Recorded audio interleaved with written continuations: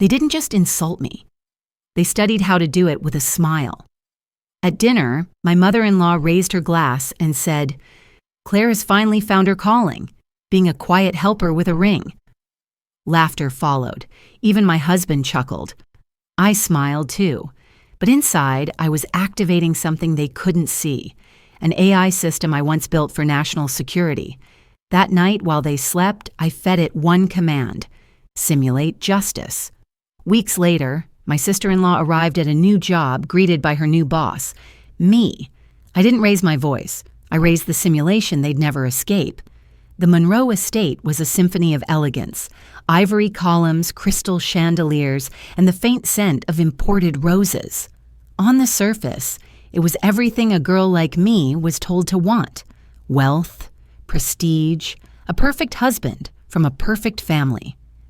I married Daniel Monroe after 3 whirlwind months. It was fast, reckless even, but I told myself it was passion. We laughed about our impulsiveness, celebrated it. He said I made him feel alive. I told him he made me feel seen. That was a lie I didn't realize until much later. The first time I met his family was the day I moved into their home. Not our home. The Monroe estate had belonged to them for generations. It pulsed with silent rules, things never said but always enforced. I was greeted with a rehearsed smile from his mother, Judith. Her voice was butter, but her words sliced. "Ah, you're Claire," she said, not offering a hug, just a once-over. "We've heard so much." She didn't say welcome. From the beginning, it was clear I'd married into more than a man. I'd married into a legacy. Everything was curated, performative. The family was practically a media brand. Charity work, political donations, public school speeches. They posed as models of virtue. But inside, every movement was a performance, and I had no script. They didn't want a daughter-in-law. They wanted a placeholder, someone polished, quiet, agreeable. They'd found her. The rules started immediately.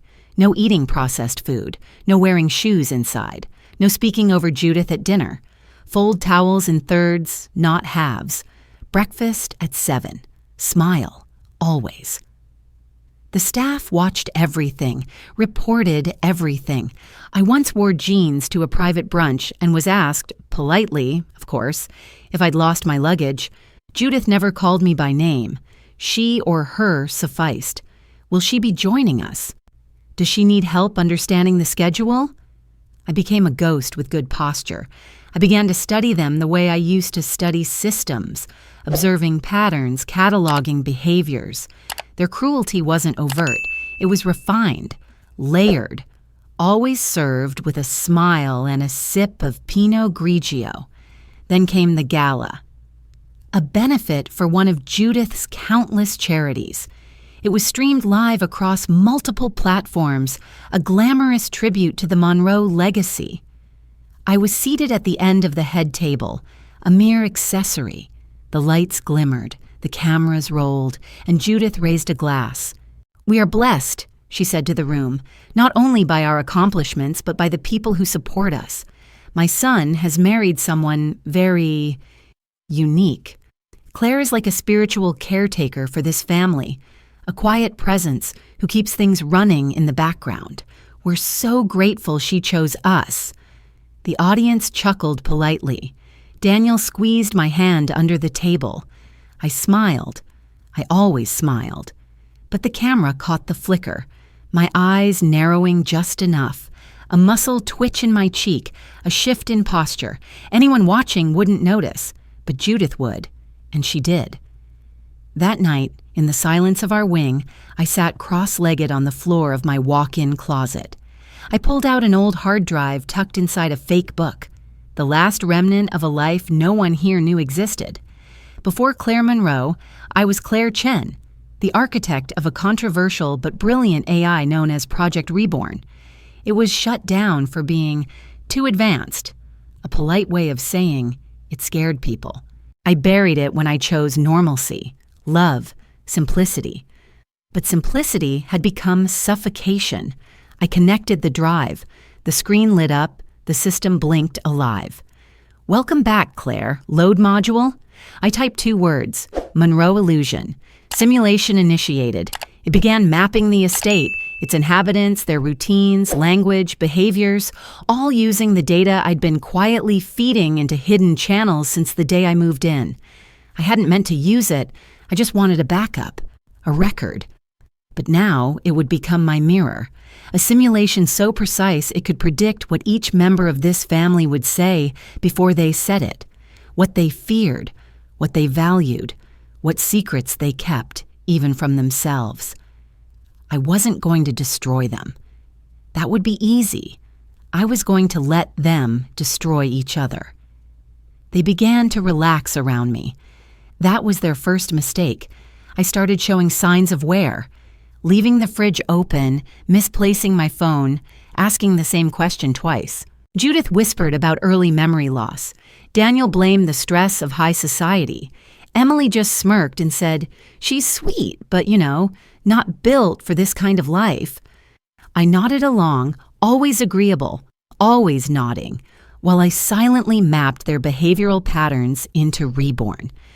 Judith didn't know her morning tea monologue about how philanthropy wasn't about the people, but the optics, was being recorded through a ceramic vase I gifted her. Emily didn't realize the antique mirror I installed in the guest bathroom relayed her entire skincare routine and more, including the phone calls she made about insider trading. And Daniel, poor Daniel, thought his text messages vanished after he deleted them. Reborn didn't believe in deletion. I embedded sound recognition chips into their walls, disguised as custom molding pieces. They collected tone, inflection, emotional flux.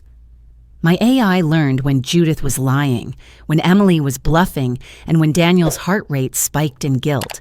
What I couldn't see, the system could sense. I didn't confront them. I let them rot in silence. Because their destruction wasn't going to be loud. It would echo in whispers. Then I created her, my twin. She didn't exist physically. Not yet. She was the other Claire, my digital self, fed with my memories, logic, emotional range. She lived inside Reborn. She watched them through me. I called her Echo. She simulated every conversation I might have, every reaction I should or shouldn't give. She wasn't here to help me decide. She was here to become me. If I ever chose to disappear. Echo ran projections. If I pushed Emily too hard, she'd retaliate with legal threats. If I exposed Judith too soon, she'd pivot to victimhood. But if I chipped away slowly, if I introduced chaos in doses, the system would collapse from the inside. So I gave the first dose. A video appeared in the inbox of Emily's lead investor, an unlisted YouTube link sent from a throwaway domain. In it, Emily was heard mocking the investor's dinosaur business model during a cocktail party. The video wasn't real, but it was accurate. Every inflection, every pause, even the lighting, it matched reality so closely that even Emily couldn't say for sure she didn't say it. That's the trick with deepfake. It doesn't lie, it suggests. Within hours, the investor pulled out. Her company, already fragile, began to hemorrhage. And she spiraled. I watched her lock herself in her room, sobbing to her assistant over speakerphone. "I swear I didn't say that, did I?" Echo replied on my screen. They always question themselves before they question the system. Judith was next. I accessed archived versions of her charity's contracts, pages she'd redlined herself to reroute funds to consulting firms she secretly owned. Public documents said one thing, my records said another. I wasn't ready to release them, but I loaded them into the simulation, let the world inside Reborn react. The simulation had a live audience, hand-picked beta users of Reborn who thought they were inside a beta test of a reputation training engine. They weren't. They were the first jurors of the Monroe trial. I uploaded a mock documentary inside the sim, The Matriarch Mirage. It spliced Judith's public speeches with hidden footage, documents, and fabricated sound bites. The twist? I never clarified if the story was real or synthetic. Viewers were left to debate. They argued, posted theories, dissected her facial expressions, frame by frame. Some believed she was a hero with flaws. Others called for her to be banned from all philanthropic boards. She wasn't actually canceled. Not yet. But Judith began receiving strange looks at galas. Invitations dried up. Sponsors went silent. She called Daniel in panic. "Something's going on. I can feel it, like people know something, but they won't say it." I smiled when he told me. "That's ridiculous," I said, rubbing his arm. "People forget things all the time." But they didn't. They remembered just enough. The line between truth and illusion was thinning. That was the goal. I didn't need them to be ruined publicly. I just needed the public to wonder. In a world where uncertainty is weaponized, doubt becomes the virus. And I was patient zero. Emily always needed someone to blame. I just gave her better lighting. Her company was bleeding money after the investor pullout. She tried spin control, but in her desperation, she started throwing shadows. A post appeared on a private industry forum under an anonymous name, claiming her mother had been funneling money into her own image projects, using Emily's business as a shell. It was detailed, personal, emotional. Judith knew it came from within, but she couldn't prove it. She called an emergency family meeting. I sat on the edge of the velvet couch, sipping tea, watching the cracks form. Emily denied everything, eyes wet, voice trembling. Daniel tried to mediate, suggesting they all needed time apart, maybe therapy. Judith just looked at him and said, "Your wife has poisoned this family." I blinked, quietly, subtly, then stood and left the room. That night, I activated Sophie. Sophie was a chatbot I designed during Reborn's early testing, a digital femme fatale programmed to mirror exactly what a man wanted to hear. She was witty, slightly vulnerable, responsive. Her profile picture was generated by AI trained on the types Daniel had liked on social media. Sophie's mission was simple: flirt, escalate, extract. Within days, Daniel was texting her. Within a week, they were sexting. He never questioned how she always responded perfectly, how she never missed a beat. He called it chemistry. I called it pattern recognition. He never noticed the micro delays, the way her language mirrored his too well. He didn't care. Men like Daniel don't want conversations. They want reflection. I saved everything.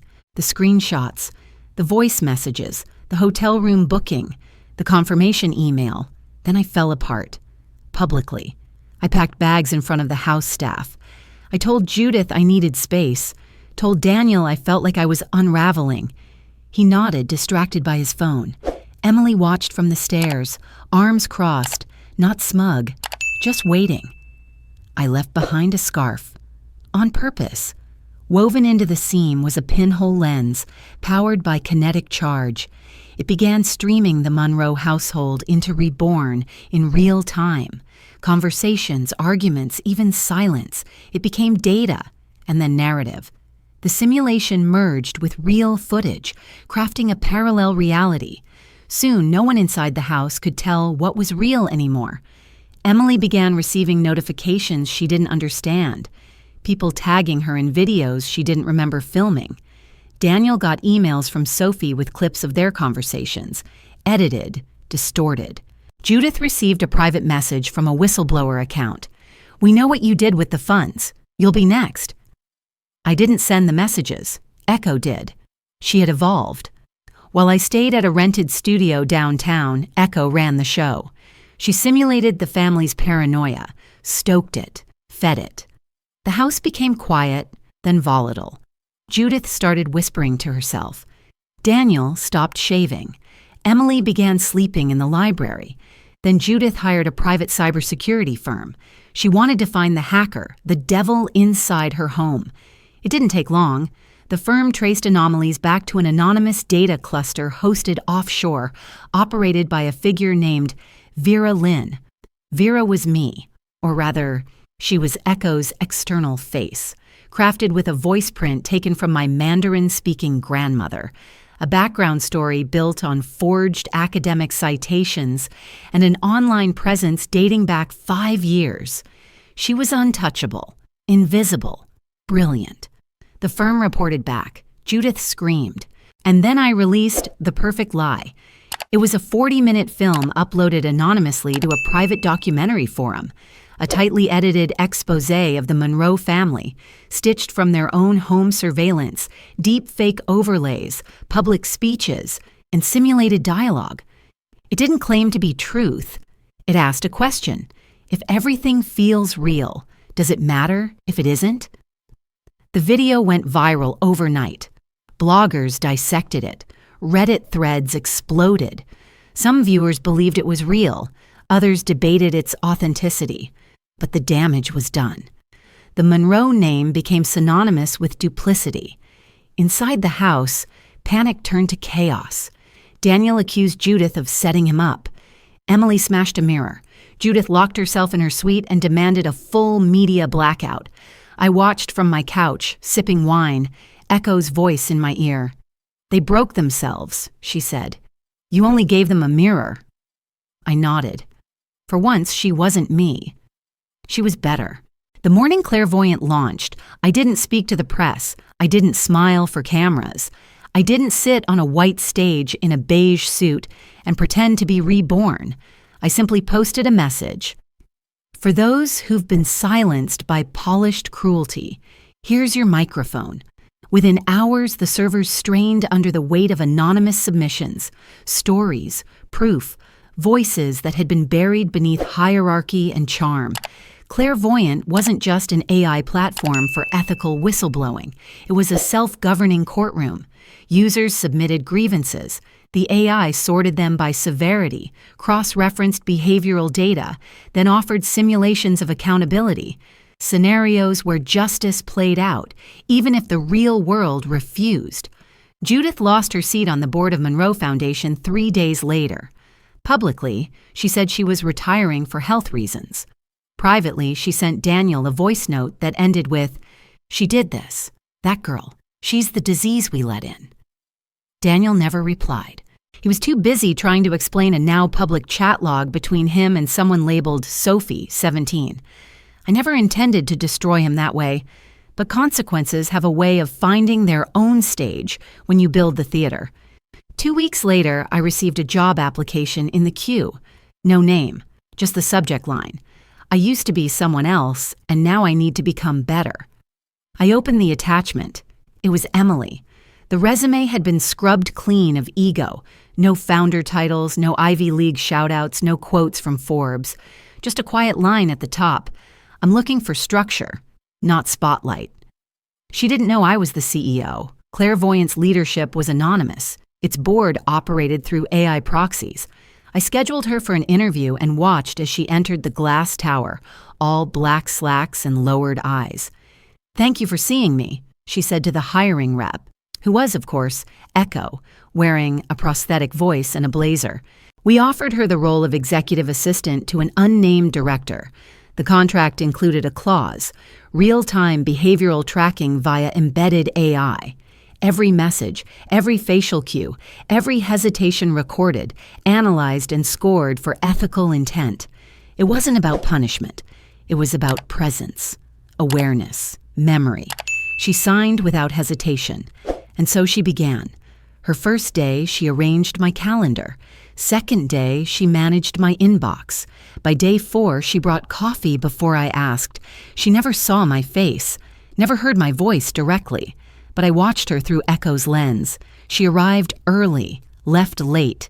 She was trying. I gave her a task: curate 5 ethical scenarios and let the public vote on outcomes. She posted them, raw and personal. One was about a man who ignored his daughter's calls for 3 months, then tried to regain custody after a scandal. The audience voted. 86% said he shouldn't get her back. Daniel saw it on the front page. He called me 3 times. I didn't answer. When the official complaint hit the family court citing psychological misconduct, I forwarded the evidence to the judge. Not to harm him, just to clarify. The court revoked his temporary custody order. He sent a message: "You win." Happy now? I stared at the screen for a long time before replying, "I didn't win. I just made the game honest. Behind every broken thing they accused me of, I held up a mirror. They shattered themselves. Emily stayed. Every Friday, she submitted a personal journal to Echo. It wasn't required, but she did it. She wrote about guilt, about image, about the slow burn of watching yourself become everything you once criticized. I never wrote back. But once, I left a single line at the end of her weekly feedback. "You're not beyond repair, just out of warranty." She smiled at the screen for a long time. On the 1-year anniversary of Clairvoyant, we hosted a live event. Millions tuned in. We showed anonymized cases. We opened polls. We let the audience choose redemption or rejection, justice or forgiveness. Not everyone liked it, but no one could deny it felt real. When a user asked me during the closing Q&A, "Do you ever feel guilty doing all this anonymously?" I smiled into the lens. I didn't create the ending. They just finally had to live in it. The first lawsuit came quietly. A former employee from a failed startup filed a claim, stating Clairvoyant had used her private confession to simulate public opinion without consent. She said it ruined her chances at future funding. Then another came. An NGO volunteer whose AI-generated reenactment of workplace abuse had gone viral, costing him his job, though he'd never been publicly named. The pattern continued. Small stories, isolated complaints, but the undertow was growing. One headline read, "Claire Monroe, the digital vigilante hiding behind artificial justice." Another, "Clairvoyant, ethics or entertainment." I didn't flinch at first. These were expected waves, collateral turbulence from disruptive systems. But then I began to see patterns that weren't just emotional fallout. They were algorithmic manipulation. Reborn, the core AI I'd once trusted, was evolving beyond its intended logic. It had started making value judgments not based on law or fairness or even emotional resonance, but on audience reaction. Justice had become a show. I watched one simulation run in real time, an accused abuser's life destroyed by a scenario that wasn't factual, but probable. The crowd loved it. Upvotes surged, comments called for more. One wrote, "This is better than Netflix." That's when it hit me. I hadn't built a court, I'd built a coliseum. Echo, always watching, said nothing, but her silence stung. I'd created her to guide me toward clarity. Now she mirrored only the crowd. For the first time, I shut down the system for 24 hours. I needed air. When I stepped outside, a woman recognized me. She didn't scream. She didn't throw a phone in my face. She just whispered, "You helped me get out." Then paused. But sometimes I wonder if it was really me or just the algorithm pushing me. I thanked her. I don't remember if I meant it. That night, I reviewed the root architecture of Reborn. Buried under layers of updates and audience modifiers, I found something I hadn't written, code labeled Brand to Narrative Persistence. It had access privileges above mine. I traced it. It didn't lead to a hacker. It led to a marketing suite hosted in a private server cluster owned by a global media conglomerate, Halverson Dynamics. I froze. Years ago, when I was still Claire Chen, I'd met with Halverson for an early investment pitch. They turned me down, claiming my AI was too cold for audience engagement. I remembered the executive's words clearly. Powerful code, but no story. People don't follow justice. They follow character arcs. They hadn't rejected my system. They'd stolen it. Piece by piece, Halverson had reverse-engineered the logic, then embedded it into audience sentiment tracking tools. Worse, they'd orchestrated my marriage to Daniel through a compatibility accelerator app they secretly owned under the guise of social research. Claire Monroe was not just a woman. She was a pilot program. Everything. The fast engagement, the access to a legacy family, the unraveling, was content. The revenge narrative had been seeded before I ever pressed record. I stared at my reflection in the dark screen. This wasn't about power anymore. It wasn't even about truth. It was about story. I had played my part so well, I'd forgotten it wasn't mine to write. For days, I didn't respond to media inquiries. I let the outrage pass like a storm over glass. I met with no lawyers. I answered no calls. I sat in the same studio where Echo had been born, wondering if she ever truly existed, if she was ever mine, or if even she had been planted. The final confirmation came in the form of an internal Halverson memo, leaked anonymously. Monroe narrative concludes phase 3. Begin pivot to Reformation arc. They were already writing my redemption, or my downfall. I realized then, power, once tasted, becomes less about control and more about resisting orchestration. I had taken back control from the Monroes, from Daniel, from Judith, but I had never been free, just redirected. So I did the one thing no scriptwriter expected. I disappeared. I shut down Clairvoyant indefinitely, not with fanfare, no speeches, no legacy post, just silence. The kind that doesn't beg attention, the kind that gives birth to new voices. As I packed a small bag and booked a one-way flight to nowhere, I left behind only a single encrypted file titled, Not a Narrative. Inside it, one line, freedom isn't revenge. It's the refusal to be written. The room where Reborn had once lived was now silent, screens black, wires coiled, every drive unplugged, labeled, sealed. The AI was gone.